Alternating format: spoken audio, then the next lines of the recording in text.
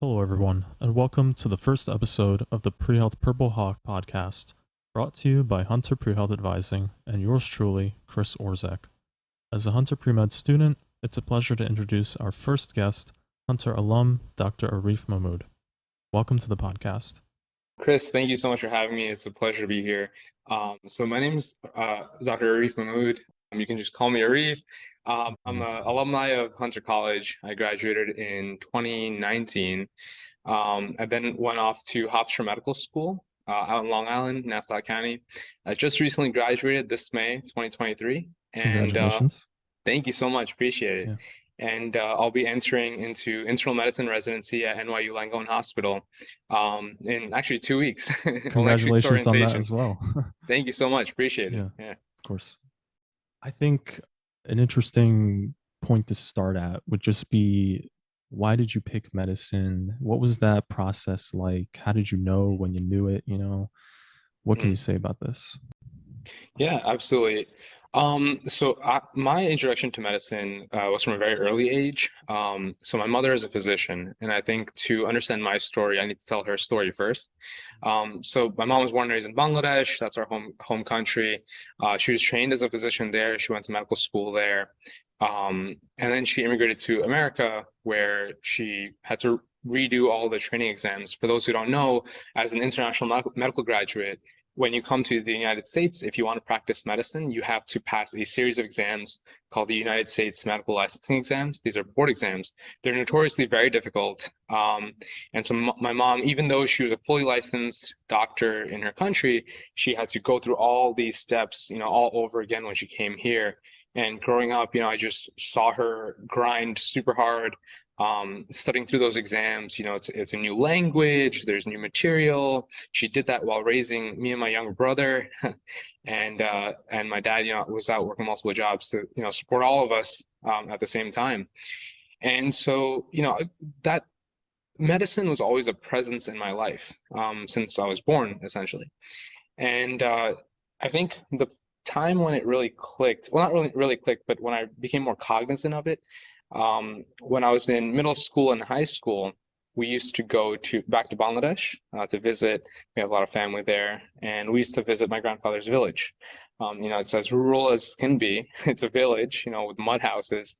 And she would have like a little mobile clinic that she'd open up, and just her, and she would see the people from the village as her patients for free, and she would talk to them, listen to them, hear their stories, hear what's bothering them, and try to help them the best that she could. And I was young at the time, middle school, high school. I didn't understand any of the medical terminology, any of really what she was doing. But what I observed was the human interaction between her and her patients. And these villagers, after they spoke to her, they had so much gratitude for this ability to see a physician. Again, keep in mind, rural village, not a lot of opportunity to visit a hospital. So Yeah. this immense gratitude is something I observed, and I, from that point on, I could see it was something special. For someone to have that much gratitude for this kind of service, I could tell that it was something special, something important. So, moving forward into high school, I sort of knew I had a somewhat of an interest. I was always interested in the sciences, not just the biomedical sciences, but like physics, engineering, computer science. I love STEM, mathematics. So, and I knew that I didn't want to fall into this pitfall where just because someone in my family's a physician, I'm just going to immediately go into that pathway. Because I've heard of stories like this where it turns out really bad and the person, regrets that decision and they feel like they only did it because of someone else and they weren't happy with their choices. And I didn't want to do that, because I saw those stories play out. So when I was in high school, I made a pact with myself to explore as many other careers as possible. So while in high school, I led and co-led a lot of clubs and organizations and did internships related to investment banking, finance, accounting, entrepreneurship. I was president of there's like a Young Entrepreneurs Association at my school. And so we'd create business plans and present and pitch them to investors and things like that. It was a fantastic experience. Sounds And really interesting. yeah, no, I had a blast. It was a great time. It definitely developed a lot of soft skills, speaking in public and things like that. But again, the goal was to explore as many things as possible so that I can make an informed decision about what I want to do with my life. And at Mhm. the end of it, I just kept coming back to this idea of service and that gratitude that I saw from my mom's patients. And it just, that's when it clicked really late in high school is I just like medicine. I want to be a doctor. I want to do what my mom did. And it was just like this deep desire to give back in that specific way, involved in the sciences and having a great background knowledge in medical science, but also being able to do something that's very social, very social oriented. You're interacting with humans. You're there for them on their worst days, it's a privilege, and I really like that. So that's why I ended up choosing medicine. And so, when I went off to undergrad at Hunter, I majored in biochemistry. Um, I did my 4 years there, and I decided not to take a gap year because, again, I was pretty sure of what I wanted to do from very early on. So I pre-planned, all the things that I had to do in order to be a successful medical school applicant from early on. So I didn't feel a need to take a gap year. I didn't have a desire to do, a lot of people want to travel, want to do certain internships. I didn't really have that kind of desire when I was an undergrad. So I just wanted to like get through it, get to med school. So I went, straight shot, did my 4 years of biochemistry, applied, and ultimately got into medical school. And I got into a few, and I ultimately chose to attend Hofstra. And we can talk about that later as well, like school choice and selection. But I had a fantastic 4 years there. Was deciding between a few different specialties, and we can also talk about that. But I settled on internal medicine. I just kept coming back to it. I found that that's what I really, really liked. And under internal medicine, it's subspecialties. And I applied internal medicine and recently matched. And so that's, like I said, I'll be going off to NYU for that. Really great, I think, is the story you described of how you developed this deep appreciation for the personal nature of medicine. I think a lot of people will either decide on medicine or like something more along the lines of research, maybe based on that factor. And Right. not always, but I think that it's such a, I mean, obviously in your case, it was such a important motivating factor. And I wonder, is there anything about internal medicine that is a continuation of that sort of motivation? Absolutely. Yeah. So you'll hear this statistic that about 50% of medical students, when they enter, by the time they finish, they will have changed their mind about specialty. So Mm, I was in this interesting circumstance where I entered uh, kind of, aware of what I wanted to do. I was very interested in the heart for personal reasons. My dad is a heart attack survivor. So, going through that, going to all these visits with cardiologists gave me an interest in cardiology. So I had that interest in mind, but again, I was very open to open to exploring. I explored a lot of different specialties, and the reason I kept coming back to cardiology and internal medicine, so cardiology is one of the subspecialties under internal medicine. The reason I love internal medicine is for a few reasons. Number one, I love the continuity of care. When you're in a hospital, you might see many different physicians for one thing. If it's a complex case, let's say you're in the ICU, a cardiologist might come by. The intensivist might come by, the ICU doctor, a nephrologist might come by, a surgeon might come by. But let's say you're on the hospital floors, all of this care is coordinated by the internal medicine physician. I would describe them as the manager of the patient's care. They are aware of everything that happens from the moment that a patient enters their care to the moment that they exit. They aren't, stepping in and out, offering a particular service and then removing them from the patient's care. For example, I would contrast this with, for example, let's say you're a patient in the hospital and you see an interventional radiologist. That interventional radiologist might come by, do a certain procedure, and then they might not see you for the rest of the hospitalization. Of course, they'll follow up and see if there's complications related to the procedure. Or even a surgeon, they'll follow up, see if there's complications related to the procedure.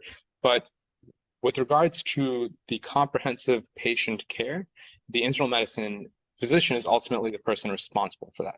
So they'll take care of all the patient's problems, not just one particular thing. And I love that you can see a patient go from the beginning of the hospitalization, see them through it to the end. So that's number one, continuity of care.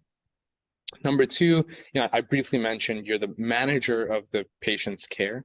And so again, what that means is you're not just taking care of one of the patient's problems, you're taking care of all their problems. And that includes, interestingly, social problems.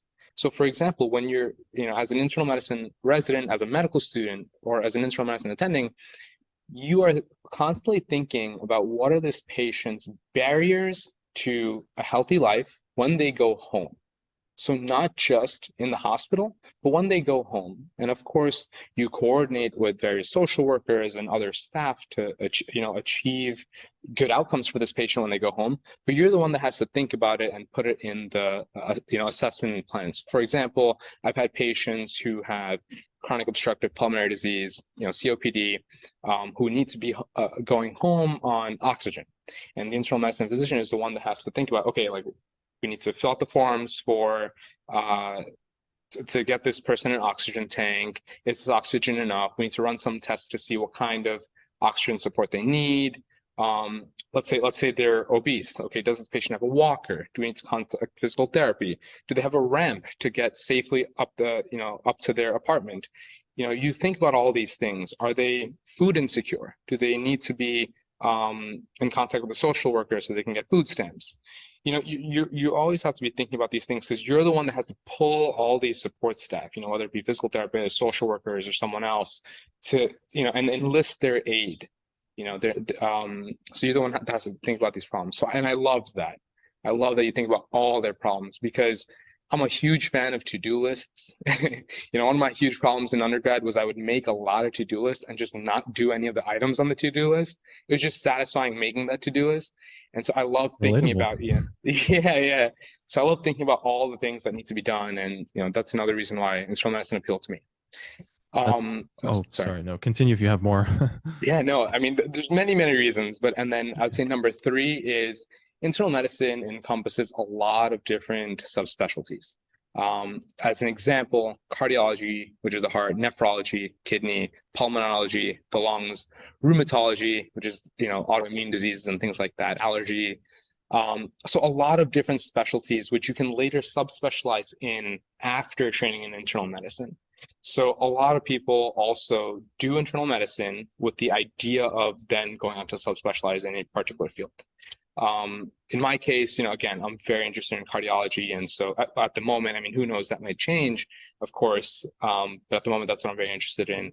And so internal medicine is a training you have to do before that. One of the most interesting parts of all that to me was, mostly related to reason number two. I just didn't know that internal medicine doctors have such a role in which they integrate everybody else that the person needs for their. It's like a very holistic kind of approach, it sounds like to me. And Absolutely. I think that's very like fitting for what you've described so far as your motivations. And I think that's something that, for the pre-meds and Hunter that will be listening, you should really think about. If you're thinking about medicine, or if you're on the path and you're worried like, oh, should I continue with this? Ask yourself if, you're passionate about something like this. When did you say you started thinking about internal medicine? So when I entered medical school, I already had this interest in cardiology and internal medicine. But as I went throughout medical school, I tried a lot of different things. So for example, in my first year, I was interested in ENT, ear, nose, and throat, otherwise known as otorhinolaryngologists. I was interested in orthopedic surgery, vascular surgery. When I was in the OR in third year of med school, there was fascinating. They were fascinating fields. They were amazing. And I had amazing experiences. The residents loved to teach. I learned a ton. But at the end of the day, I love that holistic care of the patient that internal medicine physicians were able to do. Not that you can't have a holistic lens when approaching patients in other specialties, but I felt like internal medicine physicians were truly the ones that were, with the physician the whole way. And that's what I really wanted to do. And so I Yeah. ended up coming back to like, I made this whole roundabout of being interested in a bunch of different stuff. And then I think when it was time to make a decision towards the end of my third year, because I had to apply soon, that's when I finalized my decision. I was like, okay, like this is it. That's what I'm going to do. Let me stick to it. Since we're talking a little bit about med school and undergrad, I wanted to ask some questions about the differences, which of course there's probably so many, but how would you describe the difference in terms of how you study for the classes, the difference in the content that is taught, and are there any classes from your undergrad experience that you would say were particularly relevant maybe to your future studies in medicine? Mhm. So in terms of like, so I could start with the difference between undergrad and med school. Mhm. I think the most striking difference is the intensity of the education. So the best way to describe it is in undergrad, you're taking a lot of different classes. They might all be related. Um, you know, uh, you might take biochemistry and then physics, they're all under science. And then maybe when you get to your junior, senior year, you start taking much more related coursework. So, as a biochemistry major, I would take, biophysical chemistry, what else? Medicinal chemistry. So, they're kind of related. But in med school, you are it's one course. I mean, multiple different subjects within that course, but it's one course every single day, multiple hours a day that you're studying. So, and it's a lot of information, like a lot of information. So I think that's number one of the biggest differences. It's all one course versus a variety of courses. You might take English, literature, art history, a bunch of different courses to enrich your college experience. You can do something similar in med school. You can take a few other classes, but it's much more limited because your focus is on being a competent physician or, Right. or a competent medical student by the end of it, by the end of med school. So, it's much more intense and focused. The one like this sort of joke, I guess not joke, but like thing that people say when you first enter med school is the information that's given to you is like drinking out of a fire hose. It's extremely overwhelming. It's just coming at you day in and day out. I think that's a bit more of a pessimistic way to look at it, and it's kind of overwhelming and scary way to look at it. A better way to look at it, I think, is the pancake analogy. So this analogy was told to me when I was interviewing for med school. I met this med student at Tulane. He described this analogy to me, and I really like it. And I think it applies not just to med school, but a lot of things in life. So the pancake analogy is such. Let's say day one, you walk into a restaurant, and you have to do this every day. You have to walk into this restaurant every day. You have 5 pancakes that you have to eat. Day one is fine. You eat your 5 pancakes. That's no big deal. Day two, all right, 5 pancakes, no big deal. Day three, fine, no big deal. Let's say you get to your second week. All right, the pancakes, you're just getting a little sick of it. It's the same flavor. You're just trying to get a little bit annoyed with pancakes. So you're like, you know what? I'm a little tired today. My belly's a little full. I'll eat 4 pancakes today. Now, here's the caveat. That one pancake that you didn't eat is now added on to the next day. So the next day, you have 6 pancakes to eat, but you're still tired of pancakes. So maybe you eat 4 again. But now you have 2 additional pancakes. So the next day you have 7 pancakes to eat. So I think that's a better way to describe medical school is you just have to be consistent every single day. And that discipline, that's required is very taxing, can be very taxing.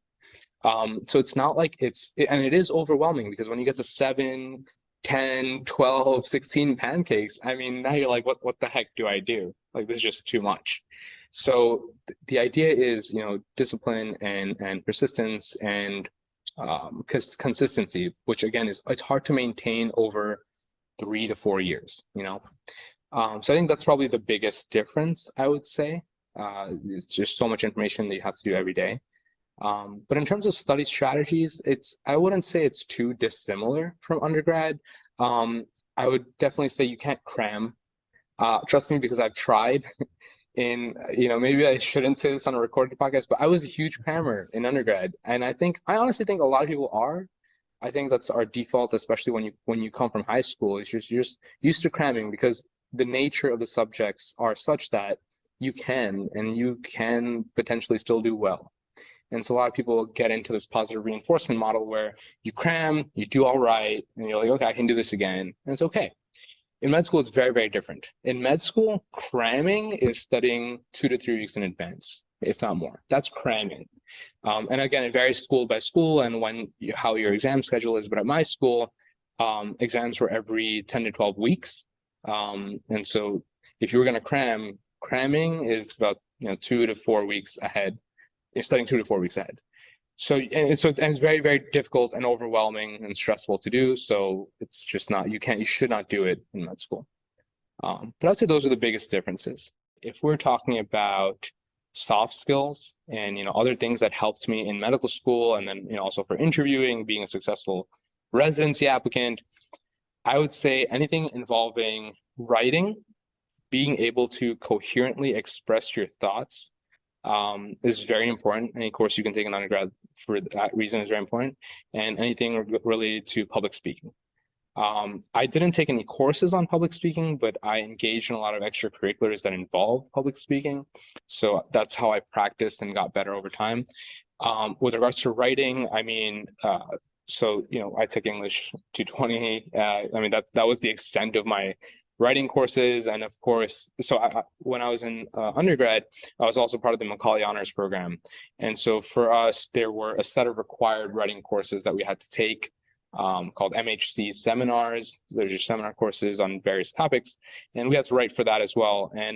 But I wouldn't say there's anything particularly unique. I think any writing course where you are learning how to express your ideas in a coherent form, I think would be very beneficial when you come to writing your residency applications, writing your medical school applications, speaking to interviewers about your life, being able to organize it for them.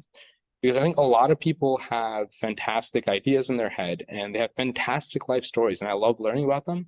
But if you can't, express it in a way that's organized, easy to follow, and appeals to the listener, then it's hard for that enthusiasm to catch on. Could you say anything about the thinking skills, like the problem solving skills maybe that you learned in any courses? With regards to, developing those skills of problem solving, I don't think I learned those in the classroom as much as I did outside of the classroom. And I would say there are two places where I learned it. Firstly is research. So I conducted pancreatic cancer research at a lab at NYU for about 3 years while I was in undergrad. And going through, and I think it's an experience a lot of people watching this podcast will be able to relate to. Going into the lab, doing experiments, seeing what went wrong, because inevitably things will go wrong and things won't make sense. So trying to figure out what happened, how can we do better. Working through that, I think also helped me develop my critical reasoning skills and problem solving skills. Additionally, outside of the lab, when I was a sophomore, I co-founded this organization to tutor young middle school students for a particular exam, the SHSAT, which, if you're from New York City, you're kind of familiar with, or hopefully familiar with. It's this exam you take to get into one of 7 or 8 specialized high schools throughout the city. And so I developed an organization to, provide volunteers to tutor that coursework. And so the thing, when you found an organization, there's a lot of logistics involved. Where are we going to teach? What are we going to do? How are we going to do it? What platform are we going to use to do it? And inevitably there will be, curveballs thrown at you. So for example, I continued this organization while I was in med school, and COVID hit in May of 2020. And we used to tutor in person. And so we had to completely overhaul that, learn how to now do it online. And so I now feel for a lot of educators, a lot of the Hunter faculty and the Department of Education. So I feel for them because it's hard, and you got to figure out how to coordinate all of that. But in doing so and working through those problems, I think you develop critical reasoning skills and the ability to work through not just scientific problems, but also just logistical problems, which again, if you remember, when we were talking about internal medicine, it's not just scientific problems that you're dealing with, it's logistical problems you're dealing with for the patient. Again, when they go home, when they're discharged, you have to think okay, can they walk? Do they have a ramp to get up to their apartment? Do they need oxygen? And all these logistical things. So I think my experience with that organization, which is called Delta Prep, helped me with that. What do you think are some of the biggest hurdles in the pre-med journey? And do you have any like advice on maybe how to tackle them? Absolutely. Um, to make it very simple, pre-med is hard. It is very hard. I remember distinctly how hard it was. Especially if you do it right, it's very, very hard.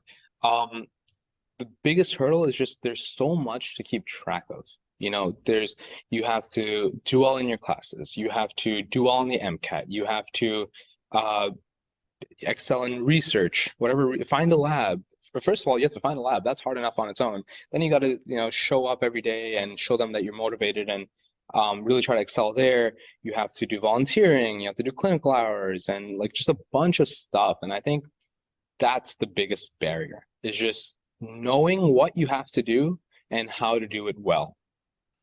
And if I could give like a framework that I used, I would say, yeah, and this is coming from, I wish I could remember the source, but it was a book that was given to me by one of my close friends in undergrad. It was written by some medical school admissions people, and it listed sort of the things that are most important for medical school admissions and what you should be working on.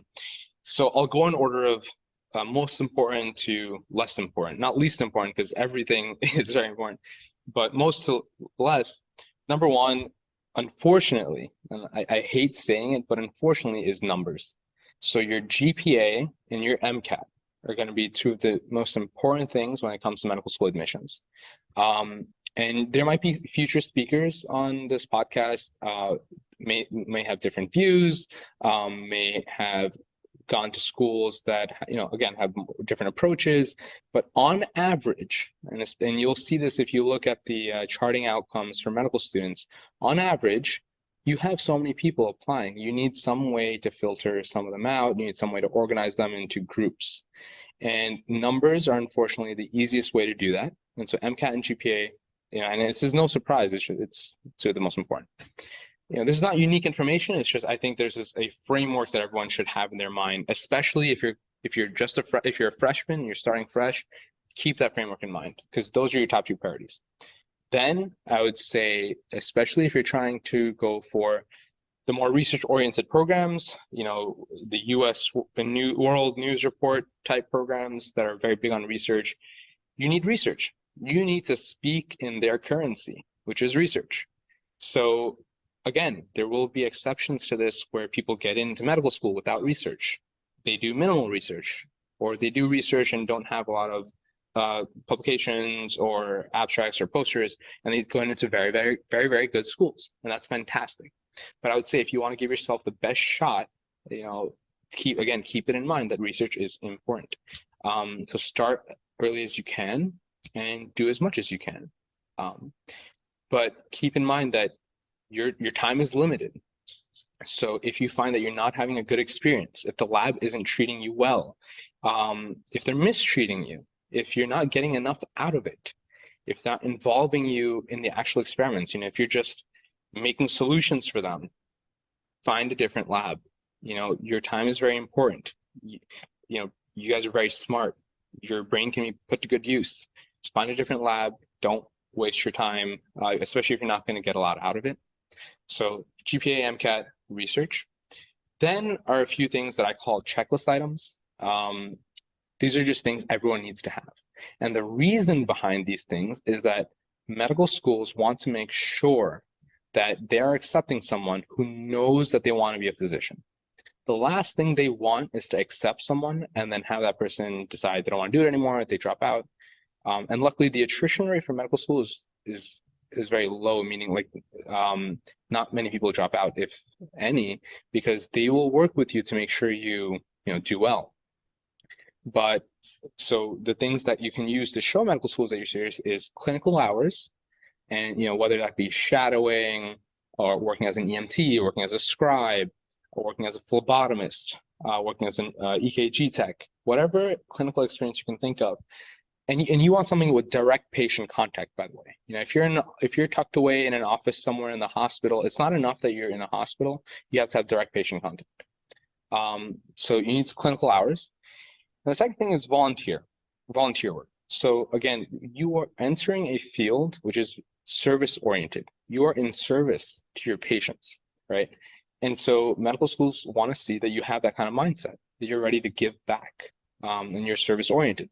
So you need to have some sort of volunteer hours. And you can achieve that in a number of different ways. You can volunteer with the various clubs at Hunter or outside of Hunter. There's plenty of organizations, at least on the top of my head, I can think of, Red Cross, actually, that's the only one that comes to the top of my head at first. But any volunteer activity you can do, any charity activity you can do. You can also find something that you're super passionate about and volunteer your time doing that. So for example, like as a random example, let's say you're a pre-med, you love the arts, you love dancing, you love painting. You can go volunteer your time at a retirement community or at a nursing home. Go to a nursing home, volunteer time, and maybe put on a dance performance, maybe do a comedy show, maybe host an art workshop with the residents of the nursing home. Anything, volunteer your time and put your passion to good use, especially in that setting, because not only are you practicing your passion, but you're also interacting with patients, interacting with people. So I would say, so it's GPA, MCAT, research, clinical activities, volunteer work.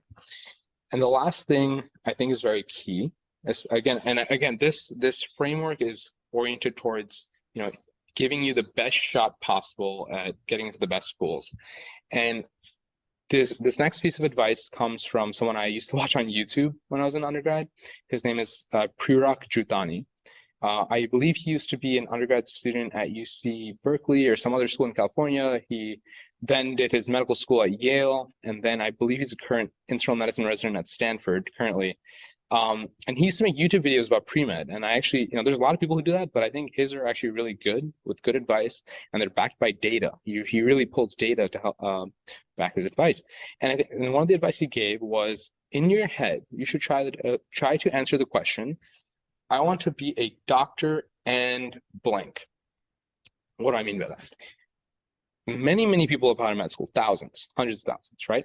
Or maybe not, I don't know about hundreds of thousands, but like 50 to 100,000, right? So to differentiate yourself from all the other people that want to be a doctor, you want to also have something unique that you're very passionate about. And by this point, maybe it's not the most unique thing, but you want to show that you're very passionate about it. So again, with that art example, right? Let's say you love dancing or painting or whatever it is. Volunteering your time, maybe organizing a group where you go to different nursing homes throughout the city, volunteering your time to put on shows. That's an example of something that makes you unique, something that makes you passionate, something that you're passionate about outside of medicine, but you're merging it with medicine as well. Or for example, it could be, to fill in the blank, it'd be like, I want to be a doctor and a computer scientist, for example. So let's say you love computer science, you love coding. Maybe you can code a program that helps patients access the EMR better or navigate the EMR better, the electronic medical record a little bit better. So that's another example of something that makes you unique, So I would say that's something that will allow you to set yourself apart from everyone else that's applying. So to summarize one more time, GPA, MCAT, clinical activities, volunteer work, and then your, I guess, quote unquote, like unique passion. Yeah, that's really great, I think. Good rundown. Do you have any advice for pre-meds on how to balance all of these kinds of things with everything else, family and friends, relationships, social life? I think my advice for that, and again, this comes, I've had a lot of mentors, that I'm very grateful throughout my time in undergrad and med school. The next piece of advice I'm about to give comes from like a lecture I went to by this ENT physician back when I was interested in ENT. And he was just talking about work-life balance and things like that. And, there was a panel of a bunch of surgeons and they're obviously very busy people, right? And someone asked him about like work-life balance, right? And he said, and I really like his answer. He said, it will not be balanced 100% of the time, every time. At different points in your life, you'll have different priorities and you have to give attention to each of those priorities. At some stages, you have to put all of your focus into your mom and dad or your family, your loved ones, your significant others, whatever. At other times in your life, you have to put all of your focus and mental energy into studying for the MCAT. And at some times you'll have time to do both. So it's about understanding what needs your attention at each point in your life and giving it the appropriate amount of attention it deserves. But again, to do that, you need to understand what is most important. So for example, when I was studying for the MCAT, I let everyone know, I let all my friends know, hey, I won't be available. I'm sorry. It was about like for my dedicated period for MCAT studying, the time that I had off was about 4 weeks, I would say. That's not the only amount of time that I used to study for the MCAT. It was just the time when I was fully available. And I told everyone, I was like, I'm not going to come out. I can't go to any dinners, lunches, nothing. I'm sorry. This is me. This is my time, and I just have to focus on this exam. That was it. I was very selfish with my time. And because I knew that it was very important. And at other times, let's say I had times in my life when like a friend, a very close friend, is going through something very personal, and I had to understand that, okay, you know what, I need to give my very close friend the appropriate amount of attention. And yes, I have exams to study for, but I can still, this person is very important to me. I can still give them that amount of time. So you have to understand what's important when and try to navigate through that. And I think one of the best ways to do that, just some tips so that you can be successful in that, is pre-plan as much as you can. So you know at what points in your schedule you're going to be very busy, and start as early as possible and don't procrastinate. And I give this advice, and I'm not telling you that I was perfect at following this advice, because I wasn't. I messed up a lot, in terms of, let's say, not being there for my friends at times, or not focusing on exams at times. So you're never going to be perfect, especially in the beginning. We're human. We do the best we can, and you learn from it. You learn from whatever mistakes or reflections you have. So that's the best advice that I can give. I guess in a way, it's about, or what can help at least is like ensuring that communication is there between yourself and whoever else. It's like, communicating these ideas at least. That's probably, would you say that your friends were mostly understanding, or was it Yeah. difficult?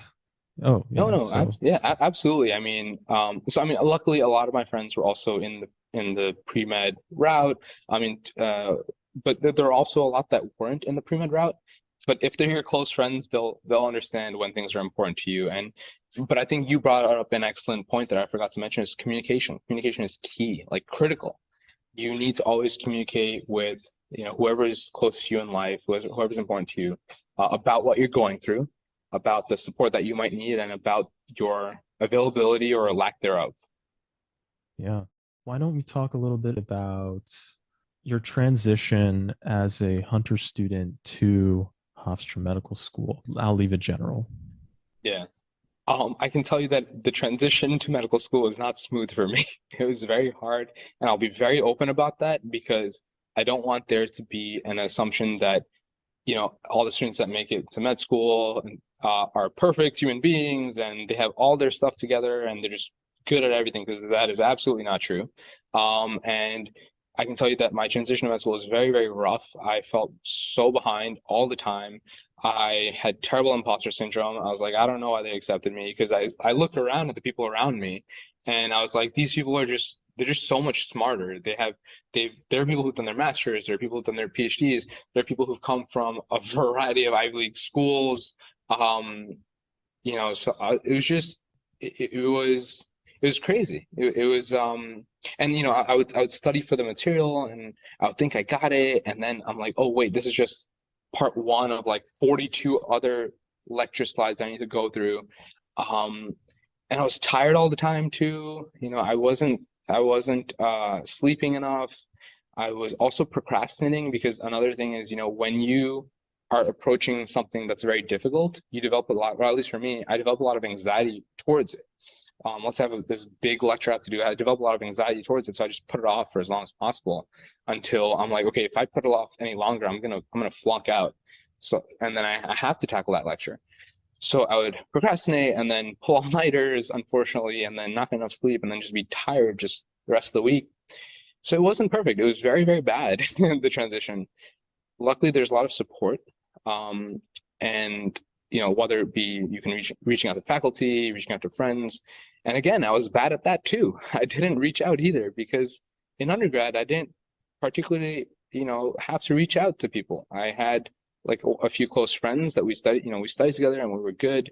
And I wasn't, like I would struggle with the subject sometimes, but I would always have enough time to overcome that struggle and understand the subjects in undergrad.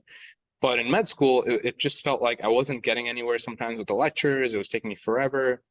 And I would also compare myself to people because I'd be like, wow, they got through that lecture in a day. Like, why is it taking me 3 days to get through this lecture? Why am I so slow? Like, am I dumb? Why am I so slow? And it's just all these like negative thoughts and, feeling behind. It was a very rough experience for sure. But some advice I can give to hopefully overcome that for anyone going through it in the future, please do not be afraid to ask for help. Everyone is looking out for you in med school, all the faculty at least, I can speak for my institution. At Hofstra, they want to see you succeed. They accepted you into the school. They want to see you succeed. They're invested in your education. The people around you, yes, maybe they went to like more prestigious schools or they have more degrees under their belt, but you are now sitting side by side in the same lecture. So ask them questions, get to know them, befriend them, work through those problems together. Because funnily enough, eventually I found out that not only was I struggling, all the people that I thought were leagues ahead of me, they were also struggling. And everyone was just assumed no one else was struggling. And so, eventually we talk it out, we grab lunch and study together and things like that. So ask for help. And again, pre-plan and don't procrastinate to the best of your ability. Because if you know you're like me and you get anxious about really big projects, really big lectures, you're eventually going to start the lecture. Just start it. Do your best not to procrastinate. Yeah, I think a big theme today has been discipline, and that's a really going to be a really big component for anybody who is on the pre-med track or thinking about it. I myself also, probably everybody, right, struggles a little bit in some way regarding discipline. And so, did you do anything in particular to kind of amp up your discipline, or you kind of mentioned that you sort of started thinking about it like, well, if I'm going to do it eventually, I might as well start it now. Yeah. That kind of thinking. Is there anything else you might add on the discipline front? Yeah, absolutely. So I think two things. Number one is, I guess first we should talk about like intrinsic versus extrinsic motivation. Mm-hmm. Intrinsic motivation is what gets you through the marathons, right? But no matter how disciplined and how good you are, how consistent you are, you're gonna have bad days and it's gonna suck. And like I experienced all of that. What kind of helped though was being motivated through some sort of extrinsic thing. And I'm not talking about like, like for example, as a silly example, like let's say when you're in pre-K, your teacher's like, if you finish reading this book, I'll give you a donut or I'll give you a piece of candy. That's extrinsic motivation, right? But the extrinsic motivation I'm talking about is, for example, going on YouTube and like I would literally do this. I would go on YouTube and type in day of a cardiac surgeon, day of an interventional cardiologist.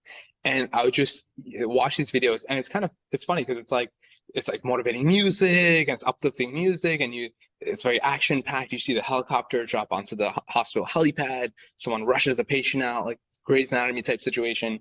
And it just gets you amped up because you're like, this is what I'm studying for. This is a reality that is soon for me. And it's kind of cool to think about. And obviously, like that should never be your reason going to medicine, like action-packed adrenaline. But those short bursts I found were kind of exciting and uplifting and helpful when I was feeling really down. Just to remind myself, like, hey, like I'm gonna be doing something cool in the future. This is what I'm studying for. So that helps. So that short bursts of motivation helps. I would watch motivational speeches. I would write down motivational quotes. Another thing is practicing like gratitude and self-reflection. It's very easy when you're surrounded by a lot of like-minded people to feel like you're average and to feel like everything's hard and this is hard, what I'm doing is hard and it sucks.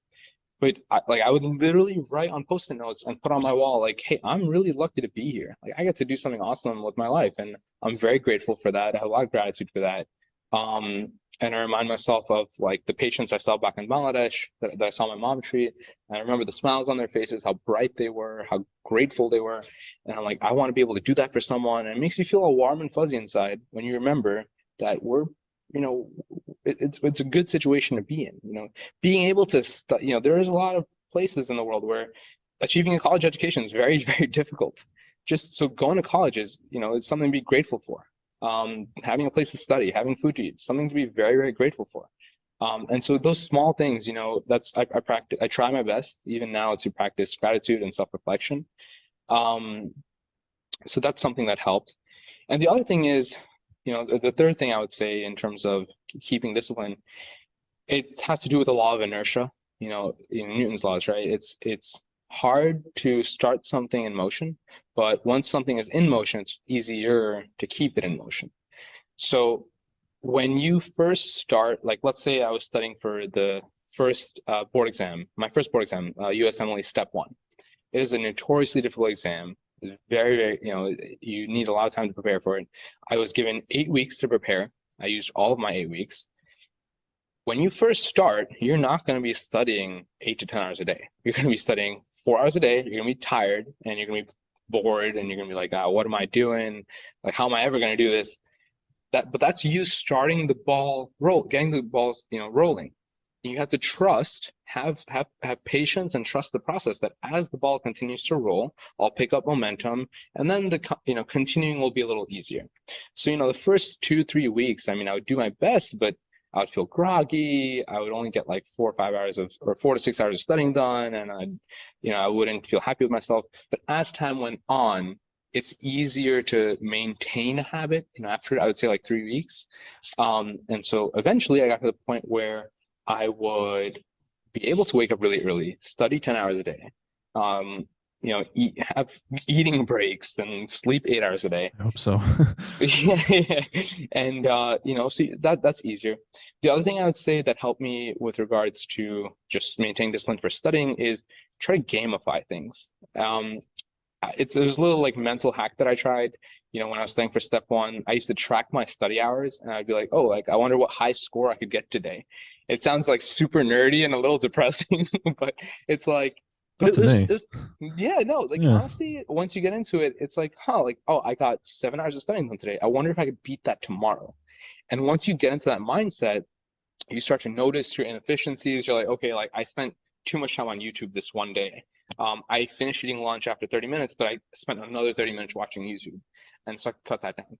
And so you just get better and better over time if you gamify things and make it a competition with yourself. I found that to be a little helpful. Yeah, those I really find all of what you said interesting. With the second one, I was just thinking how clinical experiences Mhm. also are like a motivating thing for me. And I wonder if med schools want to see that because they know that the students that are gonna want to be doctors are gonna have positive experiences in the clinical environment. I mean, at least what's how they feel, let's say, about it. And also the video thing I related to, which was really funny because like I also sometimes have watched videos and it is motivating. And you know what? I feel like it's easy for students to kind of get out of touch with their long-term goals sometimes, especially when you're like Mhm. doing all those things on that checklist. And sometimes you lose sight of it. And now and then a little reminder, I think, is probably really, yeah, it's great advice. I need to Yeah. do that today, maybe a little bit. Yeah, Get- yeah, do a absolutely. little bit of remembering. Absolutely. Yeah. So Remind yourself of the position you're in, what you're working for. And I will say, yeah. once you get to med school and you are now in a position where you get to actually interact with patients in a, super meaningful way, it gets easier because you now have those memories. Like Mhm. at my school at Hofstra, they train you as an EMT in your first 2 months. And so, we got EMT certified, we rode on ambulances, we went to see patients, and the patients that I saw, I remember them even as a first year med student, I remember them, and that also served as a motivator. I will say one thing. Again, pre-med is hard, man. I get it. I have a younger brother who's also pre-med, and I watch him go through it, and it's like I can feel his pain because I remember how it was, and it's hard. But just remember that if you do want to do this, if you really want to do this, and you want to be a doctor, you will. There's like, even if let's say you apply, you don't get in the first time, you will get in the second time or the third time. Where There there's a are will, there's a way, right? exactly, absolutely. You will Yeah. find a way. Okay, you will, I promise. If you really want it, you will find a way. You will be a doctor. I have classmates who they applied 3 times, got rejected the first 2 times, and then got in and got into this, and we went to the same school. So like you said, where there's a will, there's a way, and it sounds cliche, but it's like when you experience it in life, when you actually experience it, the cliche things make a lot more sense.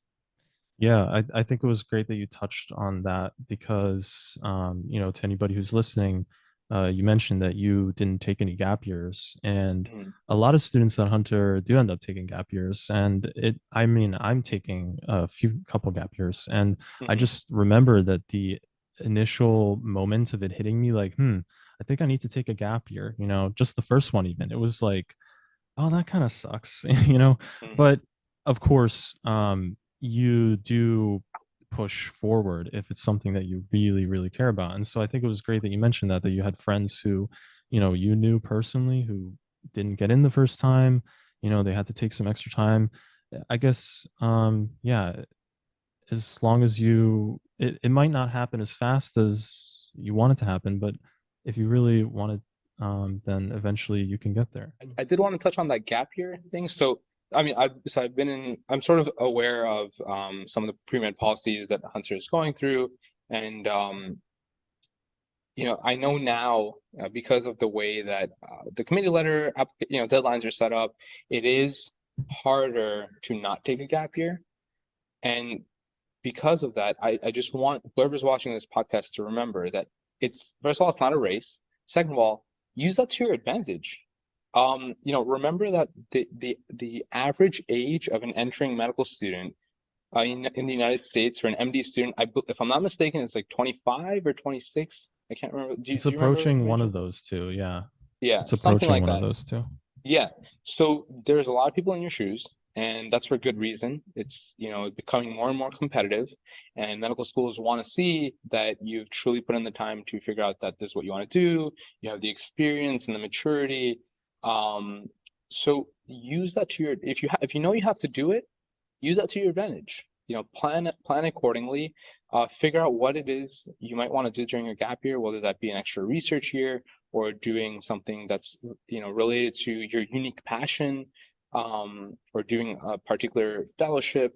Uh, you know, Plan ahead and use that to your advantage. I don't want you to think that it's a wasted year and oh my God, it's another year before I get to go to med school. Um, don't think of it that way. Think more of, oh, it's another year that I get to learn new skills, live my life, and be more competitive when I apply. Right. I think that's the important part is that the gap year, you should really utilize it to improve your eventual application. Hmm. So I think that's a decent note to end on. Thank you so much, Dr. Mahmoud, Arif. Thank you so much for being here. I wish you the best of luck in your residency. I bet you're really excited. So Yeah. yeah, congratulations again. And it was great having you. Thank you so much. It was absolutely my pleasure. Thank you so much for having me and allowing me to share whatever words I had. And whoever's watching this podcast, best of luck. There are people rooting for you both in med school and beyond. You can always reach out. I'm happy to provide my email to Camille and maybe she'll put it up somewhere. And I'm always happy to come back and talk to students as well. Great, great. Maybe we'll talk about that sometime. All right. Yeah, absolutely. So this has been the podcast. Thank you everyone for listening. Bye bye.